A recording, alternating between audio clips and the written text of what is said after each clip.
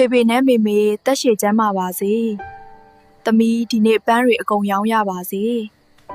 ။သမီးပန်းသွားရောင်းလိုက်အောင်မယ်နော်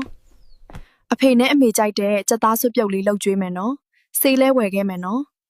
။ကျမကပန်းရောင်းရတာကြိုက်တယ်လေ။ပန်းရနံလေးကလူကိုလှမ်းဆန်းပြီးစိတ်ညစ်စရာတွေအကုန်ပျောက်လို့လေ။နှင်းစီပန်းလေးတွေရပါမယ်ရှင်။လှလှလေးနဲ့မှုန့်မွေးလေးတွေပါနော်။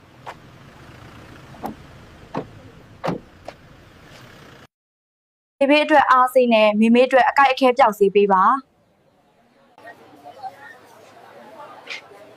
တောချက်သားလေး9000မိုးပေးပါအဖေနဲ့အမေကိုချက်သားဆွတ်ပြုတ်လေးလှုပ်ကြွေးမလို့လေသမီးပြန်ရောက်ပြီ သမီးလေးပင်ပန်းလာပြီသမီးလေးကြောင့်ငါတို့အသက်ဆက်နေရတာပါ အဖေနဲ့အမေကအသက်ကြီးတော့ချက်သားကိုနူးပြဲအောင်ပြုတ်မှမဟုတ်ရင်မစားနိုင်ဘူးလေ